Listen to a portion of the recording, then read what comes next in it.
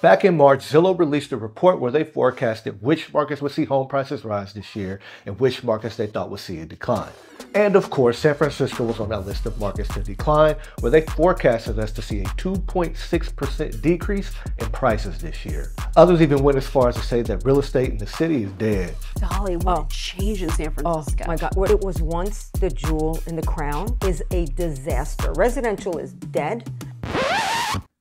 In our San Francisco real estate market update for the month of August, we're going to talk about where we are with prices now that we're halfway through the year, why they are where they are, and if our market is really dead or not. By the end of this video, you should have a good idea as to what the general trends are here in the city. I'll throw in my opinion of where I think things are headed, and I'll get you some tips that you can use along the way if you're thinking of buying or selling. So if you've been paying attention to the headlines since the turn of the market this time last year, obviously there's no doubt that prices have taken a hit. In fact, it's said that we've had the fastest dropping values in the country.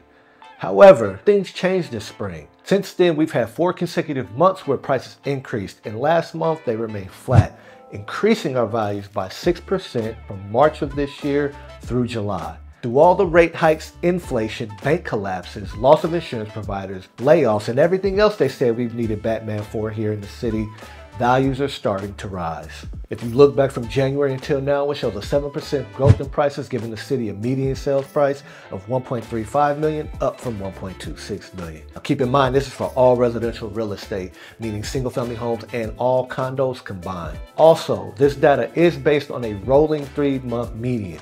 What this means is we've taken the median sales price for July and combined it with June and May. The reason I like to do this is because when you look at the individual month, the data tends to be all over the place because of seasonality trends.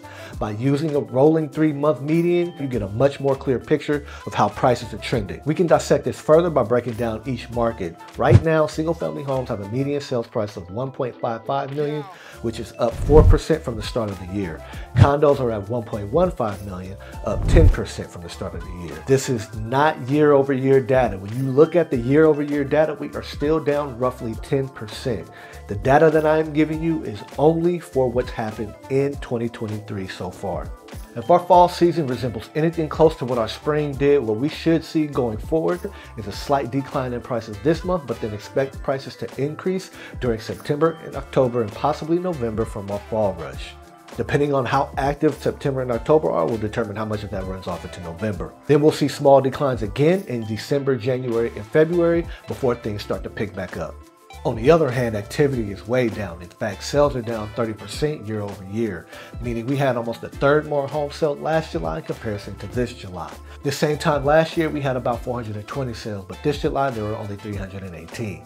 Now, most of these sales took place in the $1 million to $2 million price range. Crazy as it sounds, this is going to be our more entry-level price point, making it our most competitive sector of the market. For instance, in all price points combined, only a third of the condos sold are selling for more than the list price. But when you take a look at the condos being sold between the $1 million and $2 million price range, half of those are selling for more than the list price. For single-family homes outside of the luxury sector, it doesn't really matter the price point. Roughly 70% of those are selling for more than the list price. And on average, they're commanding about 8% more than what they're asking for. There is one area of opportunity that I want to point out for those of you looking to break into home ownership here in the city. And that's the TIC market, also known as Tennessee in Common. Not only are these properties seeing the fewest homes sell above the listing price right now, on average, they're about $600,000 cheaper than single-family homes and $200,000 cheaper than condos. So it gives you a little bit of wiggle room as a buyer. Keep in mind that buying a TIC is much different than buying a condo. Plus, there aren't as many lenders that are able to do loans for TICs. But if you like more information on how TICs work, I'd be more than happy to make a video on that topic. Just comment TIC below. Now, going back to that lack of activity, there's a few things that go into those numbers. One, last month, for almost half the month, interest rates got up to 7% and slightly above. This obviously had an impact on buyers' affordability, causing some to hold off from buying and even keeping some sellers from making their next move. Two, due to the seasonality of our market, summers are naturally slow. A lot of people take breaks and go on vacation. Now, I know I've said this to you before, but it is something that plays a big role in the activity that we have in our summer market. Lastly, and probably the most important fact, new listings were down 30%. Not to mention the 228 homes that were canceled, withdrawn, or expired because they didn't sell. It's this last point that leads us to answer the question, how is it that prices rose yet we had a third less activity this year? Inventory. The fact that we only have 3 months of inventory is what's keeping home prices falling further than they did. Single-family homes have just under 2 months of inventory and condos have just over 3. For it to be a balanced market for both buyers and sellers, we have to have 6 months of inventory, but we only have half of that. I recently had a sales meeting with a couple of hundred agents from my office. Now in these meetings, we always talk about the listings that we have coming up and if any of us have any buyers currently searching. When asked about how many of us had listings coming up, there was a decent number of hands that went up. But when asked about how many of us had buyers currently searching, everybody's hands went up. Now I know a couple of hundred agents can't speak to all the activity happening within the city. However, the sentiment is the same when we talk to other agents within the real estate community. The buyers are out there. Here's the crazy thing, affordability ratios are extremely low.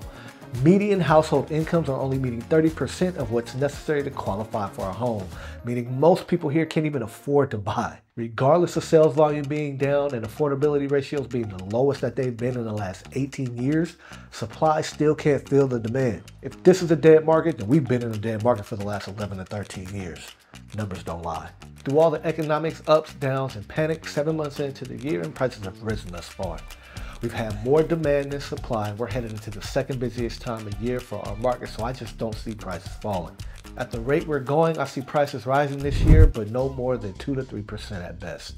If you're in a position to buy, ask yourself, does it make sense to do so now? I'll be the first to tell you that in this current market, it's often cheaper to rent. Do those monthly savings make sense for your overall goals? For the next few years, can you maintain somewhat of a comfortable lifestyle with the addition of a mortgage? How's your job security? How long do you plan to be in the home? See, your answer to these questions are very important, and don't let FOMO be a deciding factor. If you're thinking of selling, have a strategic plan for your next move. Are you buying another home? Is something that fits your criteria even available given the current lack of inventory? And everyone, please be careful with the crazy headlines and the articles. 9 times out of 10, they're late on the information. They don't provide nearly enough data to show the whole picture. Reach out to a professional real estate agent who can break down the statistics and give you all the details so you can make the best decision for you and your family. Of course, if you're thinking of making a move, my team and I would love to be your real estate resource of choice. Send us an email at kevin@kevinswanigan.com and let's make a connection that moves you. Otherwise, if you'd like to stay and watch more, click here. And if you never want to miss another video, subscribe.